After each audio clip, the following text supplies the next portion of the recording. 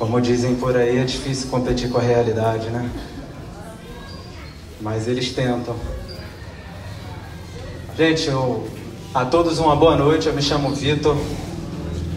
Essa semana a gente vai estar falando da missão extraordinária. O pastor já adiantou que a gente semana passada falou a respeito de atitude extraordinária. E o legal da campanha Extraordinário é que ela nasceu, na verdade, como sendo uma série de mensagens, e aí Deus colocou no coração do pastor, e aí se tornou uma campanha.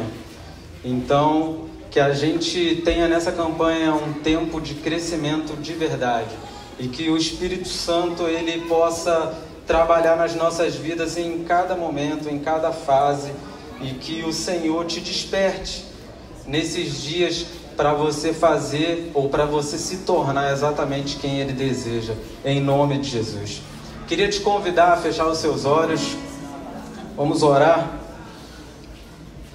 Querido Pai, eu coloco diante do Senhor esse culto, que é um culto racional a Ti, que é um culto em que o nosso intelecto, ele funciona. Nós não estamos aqui, Senhor, a ver navios, nós não estamos aqui dispersos, mas nós estamos aqui conscientes de que o Teu Espírito Santo está aqui, conscientes de que o Senhor foi quem nos reuniu para aprendermos de Ti essa noite.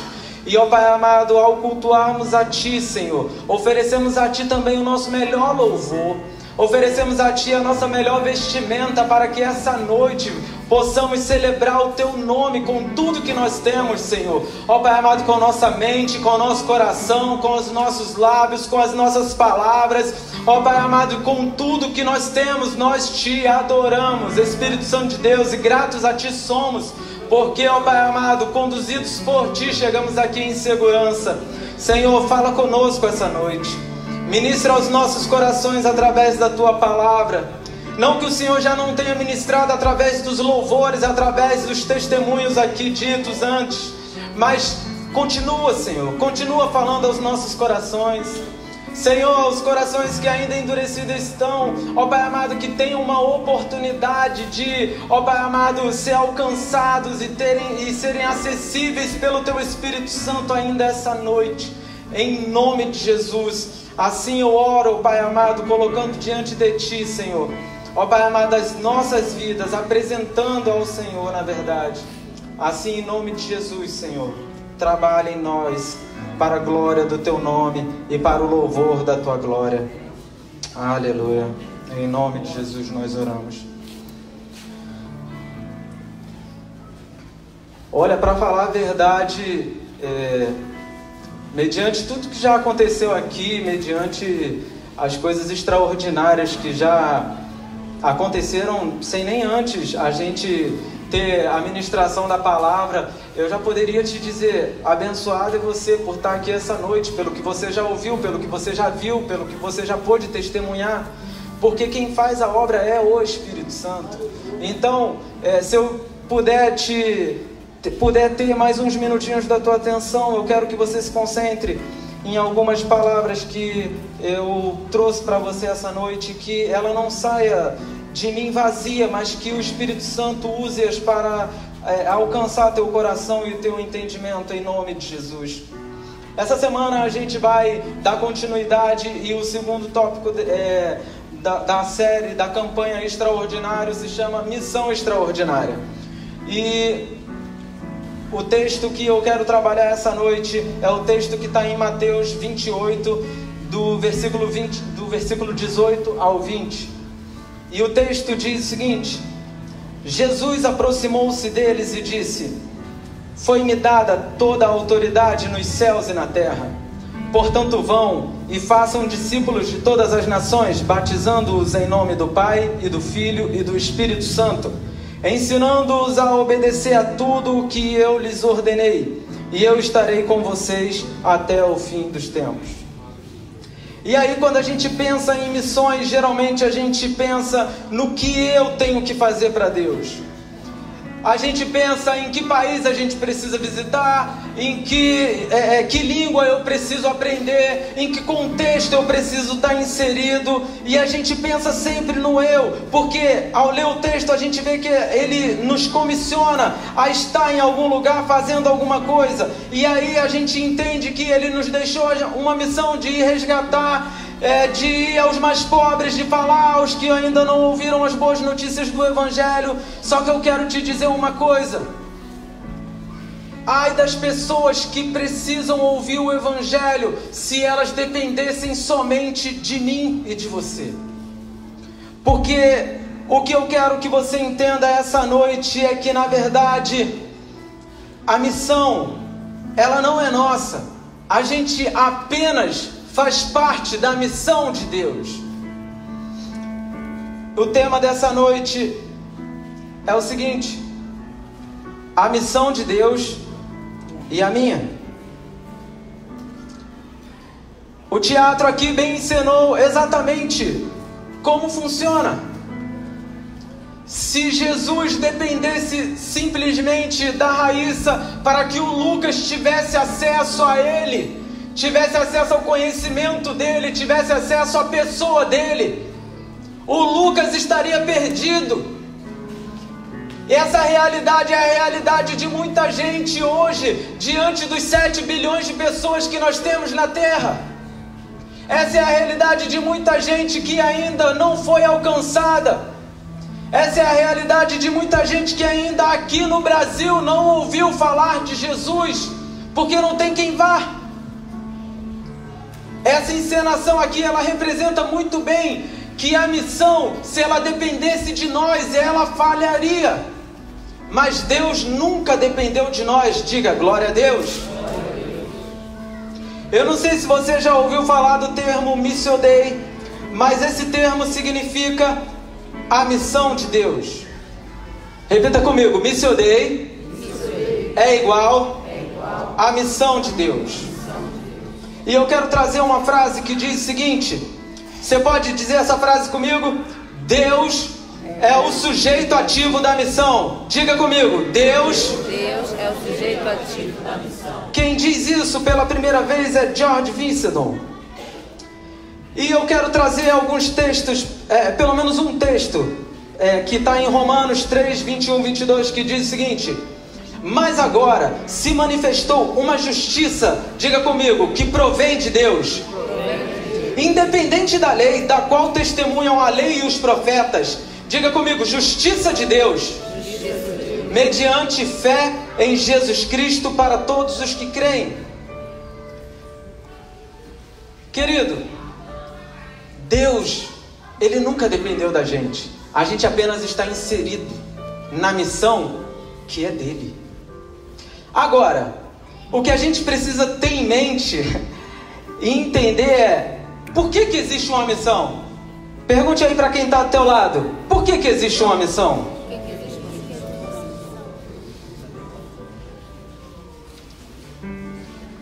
Querido, existe uma missão por causa de mim e de você. Porque o texto de Romanos diz: pois todos pecaram e estão destituídos da glória de Deus, sendo justificados gratuitamente por sua graça, por meio da redenção que há em Jesus Cristo.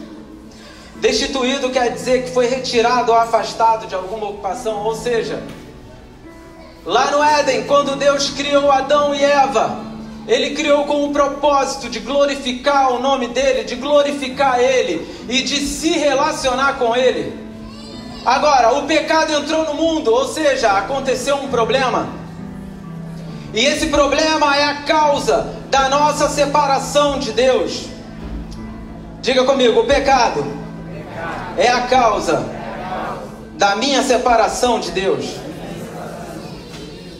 Agora, quando a gente pensa em Deus e quando a gente pensa em missão e quando a gente entende que a missão é de Deus, a gente fica pensando: uau, mas se Deus criou o homem para a glória dele, e se o homem foi criado à imagem e semelhança dele para viver um relacionamento com ele, como que Deus não previu que tudo isso aconteceria? Como Deus, sendo Deus, não pôde prever que o pecado entraria, que o homem seria separado dele? E como que ele precisou ter uma missão a partir disso? Eu quero te dizer que Deus é poderoso. Diga comigo, Deus é poderoso. Ele sempre esteve no controle de tudo. Não houve um acidente no meio do caminho que fez com que Deus enviasse Jesus como uma solução para o nosso problema. A verdade é que Deus usa Pedro, lá no livro de 1 Pedro, para nos esclarecer o seguinte.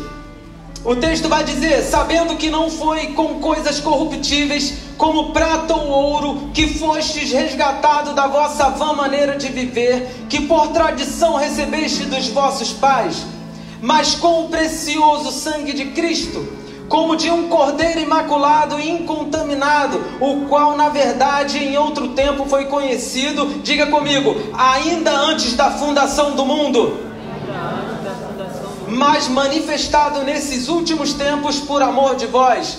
Querido, eu quero te dizer o seguinte: esse texto, Deus traz a revelação a Pedro de que esse plano já existia muito antes de nós existirmos, muito antes do universo existir, muito antes de a terra existir, muito antes de tudo acontecer. Deus já tinha planejado a nossa salvação, porque Ele nos criou com o propósito de nós vivermos esse relacionamento com Ele antes da eternidade, na eternidade e depois da eternidade, porque Ele é o início, o meio e o fim. Não foi um acidente. Você não é um acidente no meio do caminho, o qual Ele olha e fala: uau, o Vitor se perdeu, e agora o que eu faço? Agora eu vou ter que enviar Jesus, porque o meu plano original não deu certo. Querido, tenha em mente, nosso Deus é poderoso. Nosso Deus é todo poderoso. Nosso Deus tem o conhecimento de tudo, desde antes da eternidade. Desde você nascer e antes de você nascer, e até quando você estava no ventre da tua mãe, Ele já olhou toda a tua história. Ele olhou toda a minha história. E Ele diz: Jesus é a salvação, Jesus é a solução. Não tem como nós existirmos sem Jesus. Ah, Vitor, mas Jesus só aparece no Novo Testamento. Não! Se você ler esse texto, se você tiver compreensão dele, você vai ver que Pedro fala que desde antes da fundação do mundo, Jesus já era oferecido como cordeiro para a nossa salvação.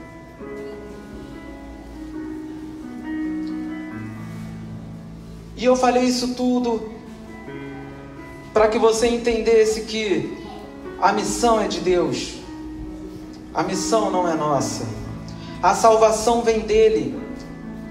Não depende de nada que a gente faça.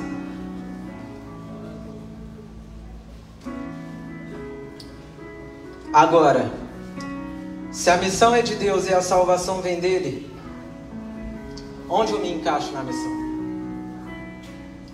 Diga comigo, se a missão é de Deus e a salvação vem dele, onde eu me encaixo na missão? E eu quero trazer aqui algumas colocações para a gente. Em primeiro lugar, a gente se encaixa na missão através de fazer discípulos, confirmar a fé através do batismo e ensinar o Evangelho. O texto vai dizer o seguinte: portanto, vão e façam discípulos de todas as nações, batizando-os em nome do Pai, do Filho e do Espírito Santo, ensinando-os a obedecer a tudo o que eu lhes ordenei. Querido, a salvação não depende da gente. Agora, quando Deus Ele nos comissiona, Ele nos insere na missão, Ele diz um termo, Ele usa uma expressão que é a seguinte: vão e façam o quê? E façam o quê? Discípulos. Gente, fazer discípulo é que dá trabalho. Não é a salvação que me dá trabalho, porque a salvação, a sua salvação, ela não depende de mim. Nem a minha salvação depende de mim. Você está entendendo isso? Agora, fazer discípulo, aí sim, Deus usa a mim e a você. Agora, por que fazer discípulo dá trabalho? Porque antes de fazer discípulo, eu preciso ser discípulo. Antes de eu ensinar alguém, eu preciso aprender desse alguém. Eu preciso sentar num banquinho, eu preciso aprender desse Jesus. Antes de fazer discípulo, eu preciso ter a minha sujeição a Cristo. Eu preciso ter a minha fé firmada nele. Eu preciso ser obediente aos mandamentos dele, porque ele diz aqui, ensinando-os a obedecer a tudo que eu lhes ordenei. Agora, se eu quero ensinar alguém a obedecer ao que Jesus ordenou, eu preciso antes ser o quê? Diga comigo, obediente. Eu preciso ser necessariamente obediente. É por isso que fazer discípulo é que dá trabalho. E não dá para fazer discípulo em blocos. Entenda bem, Paulo, quando ele é comissionado por Deus, separado para pregar o evangelho aos gentios, aqueles que não eram judeus, você acha que ele simplesmente, as cartas que a gente tem aqui na Bíblia, foram através simplesmente dessas cartas que ele se relacionou e formou discípulos? Não. Ele investiu, sabe o quê? Tempo, dinheiro, recurso, sabedoria, conhecimento. Você sabe quantos anos Paulo ficou recebendo de Deus revelação antes de ele começar a pregar, antes de ele ser separado por Deus para ir pregar aos gentios? Foram 14 anos. 14 anos ali só aprendendo, recebendo de Deus. E não foi sentado simplesmente junto com os apóstolos que já tinham andado com Jesus uma média de 3 anos e meio, convivido com ele, respirado ele, cheirado no cangote dele. Ser discípulo dá trabalho. Diga comigo, fazer discípulo dá trabalho, mas ser discípulo também dá trabalho. Mas a gente precisa entender que essa é a nossa parte na missão. A gente foi comissionado a fazer discípulos, a confirmar a fé dos outros através do batismo e a ensinar o evangelho. Jesus, ele nos comissionou dessa forma. E não tem como a gente dizer que é discípulo se a gente não, pelo menos, falar a respeito de Jesus. E não é só falar e convidar alguém para vir à igreja e achar que o pastor vai discipular essa pessoa do início ao final, não. Deus chamou você para discipular a outra pessoa. Se cada um de nós aqui discipularmos um amigo nosso, olha aí para o seu lado, olha para um lado e olha para o outro aí. Olha aí para um lado e olha para o outro. Quantas pessoas tem aqui na igreja hoje? Tem mais ou menos aí 60 a 80 pessoas. Se cada um discipular um, quantas pessoas nós teremos até o final desse ano? O dobro do que nós temos aqui hoje. Isso se você discipular um. Entenda, você precisa investir seu tempo. Nascer de novo é somente o início de uma nova vida. Mas Jesus nos diz, você pode fazer mais. Seja criativo, contextualize. Eu vou contar uma história aqui para você. Ah, Vitor, mas eu não sei o que fazer, eu não sei o que falar a respeito de Jesus, eu não sei. Ah, as pessoas são tão assim, são tão assado. Eu não sei o que fazer, Vitor. Estude. Procure ser criativo. A história diz o seguinte: um missionário de férias na Inglaterra, que era o seu país natal, comprou um pequeno cão de bronze. E ele levou esse cão para a Birmânia, que era o país onde ele fazia atividade missionária. E ele coloca a estátua desse cão de bronze bem em evidência diante da porta dele. Os indígenas, eles ficaram fortemente intrigados, interrogaram o evangelista. E eles dizem o seguinte: por que puseste este cão diante da tua porta? E ele diz o seguinte: porque muitas vezes eu fico sozinho em casa, eu tenho a necessidade que um cão me proteja e que durante a noite me avise do perigo. Ora, mas o teu cão, ele não vê nada, ele não entende, ele não ladra, ele não morde. Como ele pode te proteger contra os ladrões? O teu cão, ele é feito de bronze. O evangelista diz o seguinte: pois é. E os vossos ídolos do que são feitos? De madeira, de pedra, de metal. Eles não veem e não entendem mais do que o cão, e vos prostrais diante deles adorando-os, pretendendo que eles vos protejam. Quantas vezes vos tenho dito que só o Senhor é o verdadeiro Deus, e que deu seu Filho por vós, a fim de que todo aquele que nele crê tenha vida eterna. Abandonai esses falsos ídolos e voltai-vos para Deus. E a multidão dispersou-se silenciosa e pensativa. E cada vez que um pagão adorador de falsos deuses passava diante da porta do missionário, o cão de bronze parecia lhes dizer: assim são todos os seus ídolos. E o que isso tem a ver com a gente? O apóstolo João, ele diz o seguinte: guardai-vos dos ídolos. E o que tem sido os ídolos de hoje em dia? Se não o dinheiro, ou a ciência, ou a ambição, ou tantas outras coisas.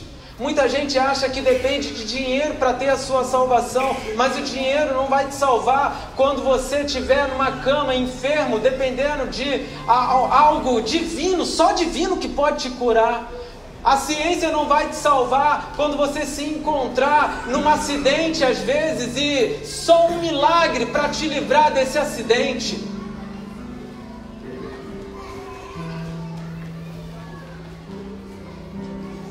A ambição por ter. Quanta gente tem sido ambicioso por ter tantas coisas. Ela coloca no coração: quando eu tiver minha casa, aí eu vou reconhecer que Deus é Deus na minha vida, e Deus vai e dá uma casa. E aí ela diz: quando eu tiver um carro, aí sim eu vou saber que Deus é Deus na minha vida, eu vou saber que Ele olhou para mim. E aí vai e tem o carro, e aí ela vai e coloca no coração: quando eu me formar na minha faculdade, eu vou saber que Deus é Deus na minha vida. E aí ela se forma na faculdade. Sabe qual é a realidade do ser humano? É que nada vai ser suficiente a não ser Deus na minha e na sua vida. Porque só Ele é capaz de preencher os nossos vazios. E eu trouxe essa história só para ilustrar aqui, de alguma maneira, e para que você de alguma forma faça alguma coisa para algum vizinho. Se você conhece algum vizinho que rouba alguma coisa de alguém, você tem conhecimento disso, fale com ele nas entrelinhas. Você não precisa ser direto. Se você conhece alguém que peca e você conhece o pecado dele, ilustre de alguma forma, mas não para envergonhá-lo simplesmente por seu bel prazer, mas para que ele, vendo alguma ilustração através da sua vida, ele veja que Deus é que é suficiente para a vida dele, assim como é na sua. Eu trouxe um exemplo aqui de um missionário que está em campo, mas todos nós, quando fomos salvos, quando nós levantamos a nossa mão para Deus, a gente automaticamente também se torna um missionário. Você sabia disso? Agora, não necessariamente você vai ser um missionário lá na África. Porque ser missionário não é você fazer uma viagem internacional. Você pode ser missionário para o teu vizinho que está passando fome do teu lado. Você pode ser missionário nesse frio, em pegar um cobertor que você tem na sua casa. Em São Paulo eu soube que nessa última madrugada morreram 2 pessoas de frio na rua. É triste falar sobre isso, mas é isso que acontece. Você pode ser um missionário enviado por Deus para trazer um pouco de calor a quem tem frio de madrugada nas ruas. Você pode ser um missionário oferecendo a sua casa para quem precisa de um lugar para dormir, às vezes 1, 2, 3 noites. Você pode ser um missionário oferecendo alguma comida para quem tem fome. Você pode ser um missionário aqui, nesse tempo, agora. Deus pode te usar no campo que você está hoje.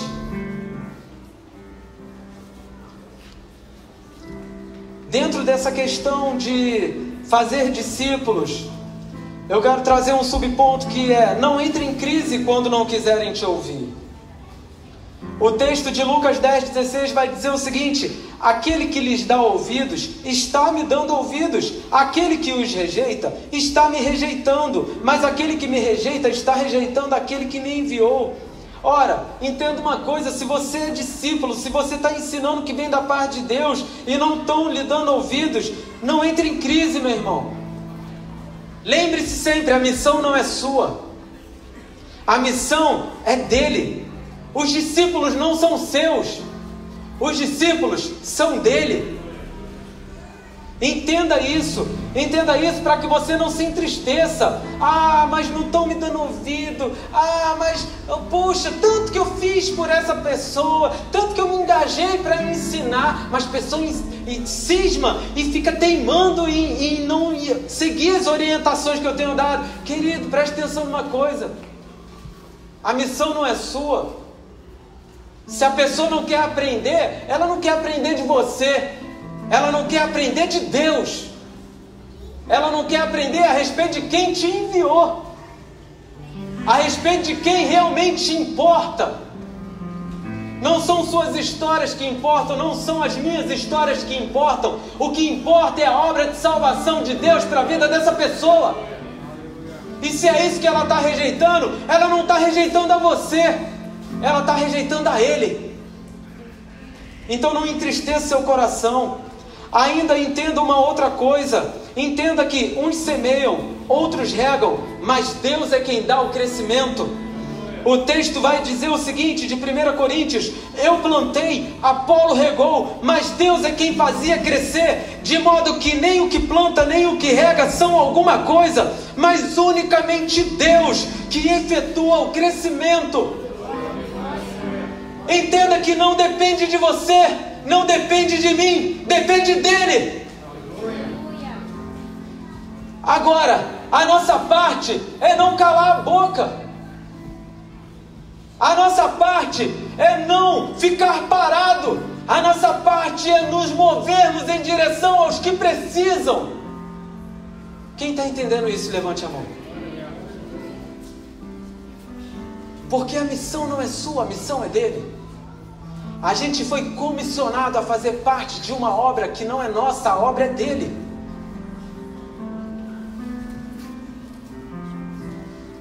Quem diz isso aqui é Paulo. Paulo foi um grande plantador de igrejas. Se você puder, depois mergulhe e aprenda sobre Paulo. Mas aprendendo sobre Paulo, veja a obra de Deus na vida dele. Porque Paulo era completamente dependente de Deus. Em segundo lugar, como que eu sou inserido nessa obra, nessa missão? Se a missão é de Deus e a salvação vem dele, qual é a minha parte? A minha parte é ter o cuidado para não servir de pedra de tropeço aos que não são da fé ou aos novos na fé. Entenda o seguinte: tem gente que parece que está ajudando na missão de Cristo, até com boas intenções, mas ela na verdade está sendo usada pelo diabo. Eu quero compartilhar com vocês 2 exemplos na Bíblia. O primeiro exemplo é a mulher de Pilatos.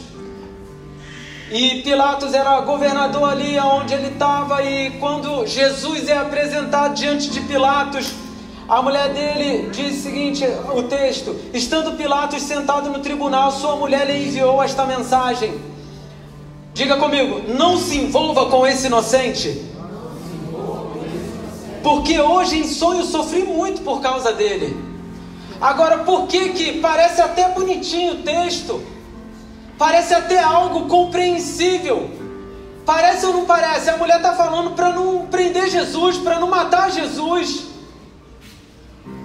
Querido, mas acontece que, como a gente leu, desde antes da fundação do mundo, o Cordeiro já tinha sido sacrificado.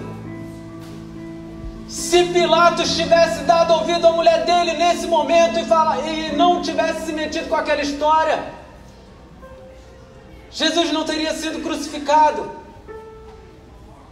Porque quem tinha o poder de mandar crucificar alguém eram os romanos. E o problema que foi apresentado aos romanos era um problema de religião. Porque foram os religiosos que levaram Jesus até Pilatos.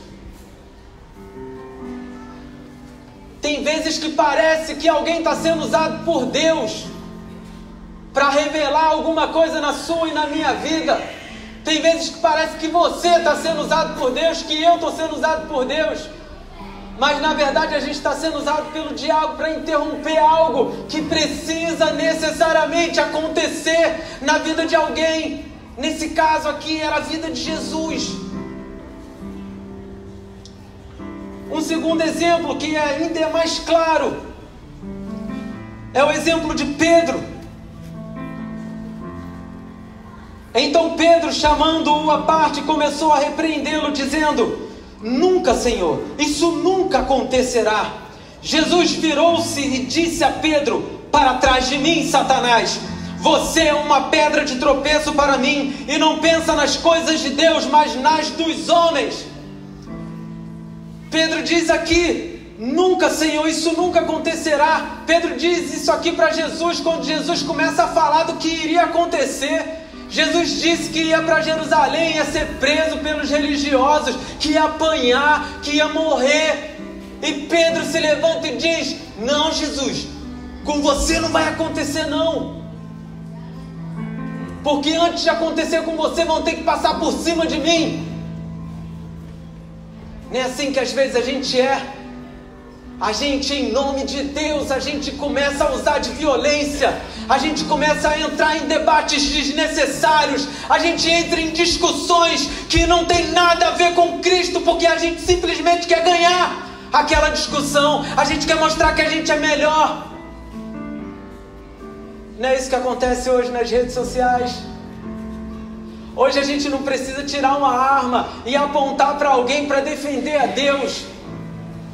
Hoje a gente pega o nosso Facebook e começa a humilhar a ideia de uma ou duas pessoas, ou três, e a gente fala de política em nome de Deus, e a gente vê um monte de centro de macumba sendo fechado, sendo destruído, usando o nome de Deus para fazer uma coisa dessa. Eu quero te dizer que Deus não precisa que ninguém seja violento para que a palavra dele seja lançada e que alguém seja alcançado por essa palavra. A nossa parte é nos mover, mas não nos mover de qualquer forma. A gente precisa se mover em amor. Agora, não é um amor qualquer. Porque amar,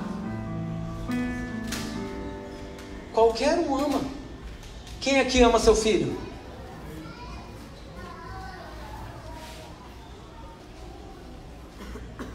Quem aqui ama Deus?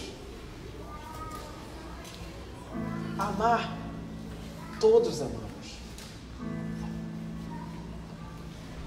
O que a gente precisa entender é que a gente precisa amar com o amor de Jesus. Amar com o amor dele, aí é que parece complicado, mas não é complicado. Jesus nos chamou para sermos mansos. Jesus nos chamou para sermos aprovados como obreiros. Como a gente é aprovado como obreiro, Vitor? Aprendendo dele, aprendendo da palavra dele, ouvindo dele, sendo ovelha.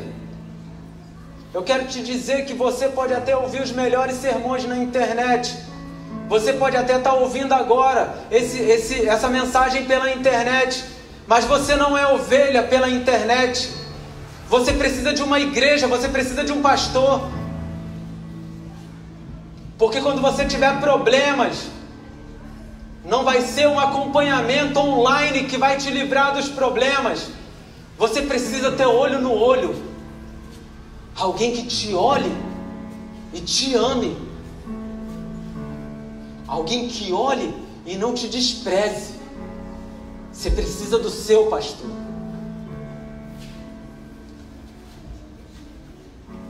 A gente não pode ser uma pedra de tropeço na vida de ninguém. É assim que a gente está inserido na missão de Deus. Não se deixe ser usado pelo diabo para paralisar a obra de Deus na vida de alguém. Entenda uma coisa: aquilo que Deus falou contigo, a maneira como Deus tem agido na sua vida, não necessariamente vai ser da mesma maneira que Ele vai agir na vida da outra pessoa. Não existe aqui um evangelismo em série, mas existe a palavra sendo lançada e sendo semeada de maneira particular, individual, pessoal. O que sai daqui desse púlpito, a palavra ministrada, ela não é um pacote que vai alcançar todos da mesma maneira, mas ela é uma semente que, no tempo determinado, ela começa a brotar no coração de cada um de uma maneira diferente. Uns vão se tornar umas macieiras, outros vão se tornar oliveiras, outros vão se tornar uma mangueira, outros se tornarão outras árvores, mas todas serão árvores e todas darão frutos a seu tempo. Porque é assim que Jesus faz. Em terceiro e último lugar, se a missão é de Deus e a salvação vem dele, como eu estou inserido nessa missão? Eu quero te dizer que você está inserido quando você crê que Ele é quem sustenta a missão.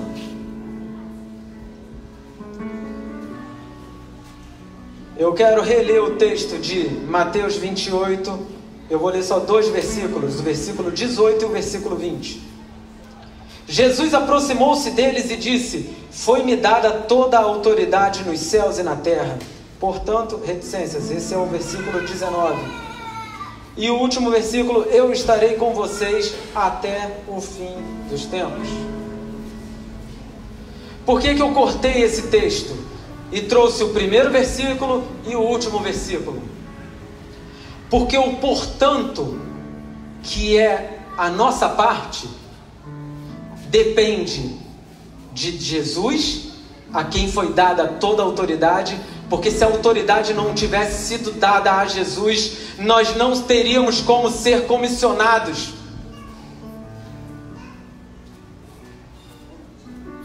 E por conta do estarei sempre com vocês até o fim dos tempos. Querido, entenda o seguinte: nenhum texto na Bíblia ele é aleatório.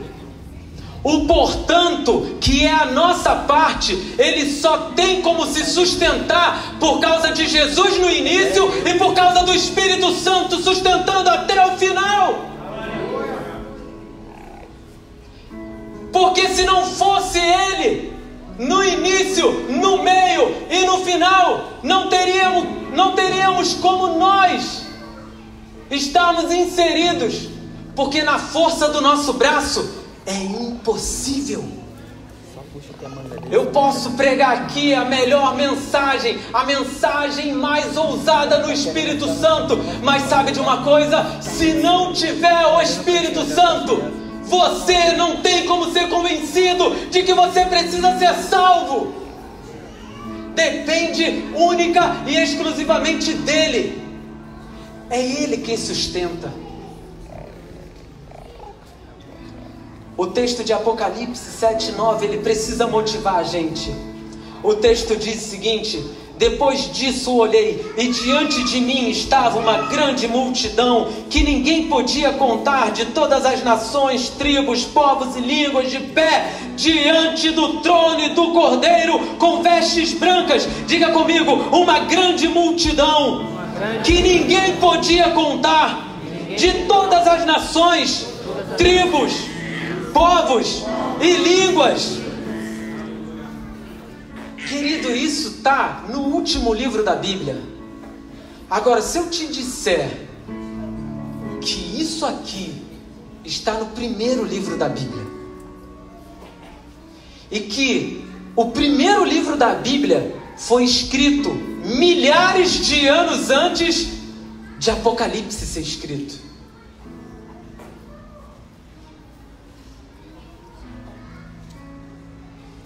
Eu quero compartilhar com vocês, não é ainda o texto do Antigo Testamento, de Gênesis, mas é um texto que traz luz ao texto de Gênesis.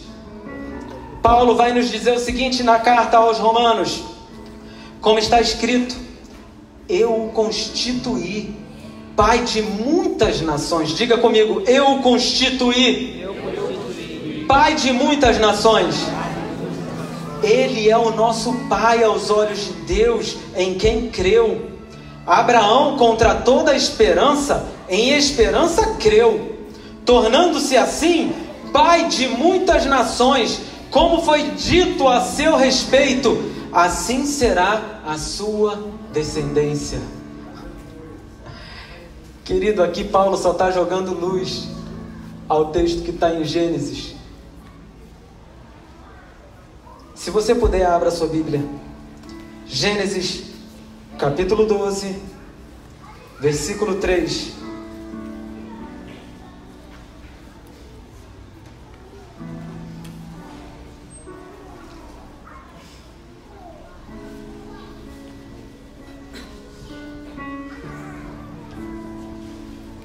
Gênesis, e eu queria que os meninos... Cadê o Daniel? Já fossem se aproximando. Gênesis capítulo 12, a parte B do versículo diz o seguinte: em ti serão benditas todas as famílias da terra.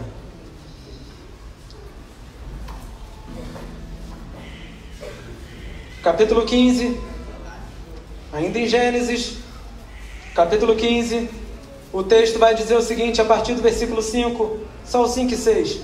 Então o levou fora, isso é Deus levando a Abraão, e disse: olha agora para os céus e conta as estrelas, se as pode contar. E disse-lhe: assim será a tua descendência. E creu ele no Senhor, Abraão creu no Senhor, e imputou-lhes isto por justiça.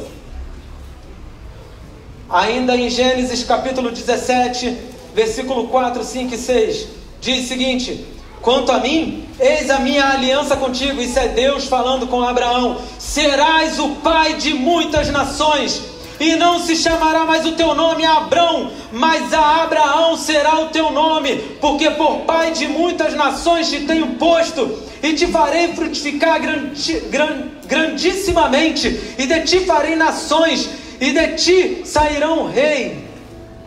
De ti farei nações, e reis sairão de ti.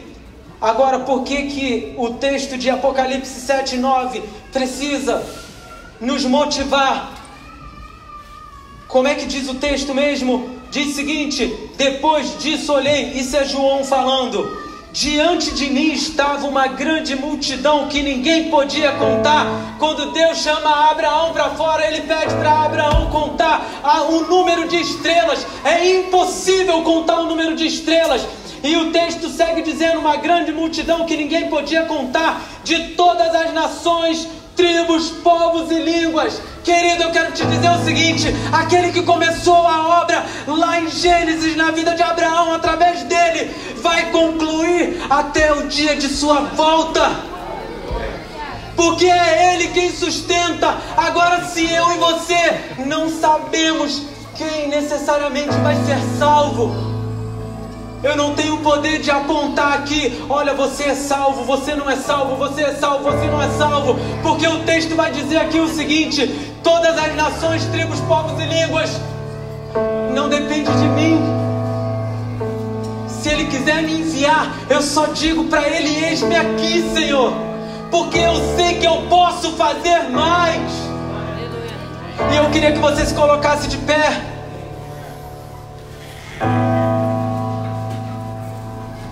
Querido, a missão não depende de mim, não depende de você. A missão é de Deus. E Ele está comprometido com a missão dEle.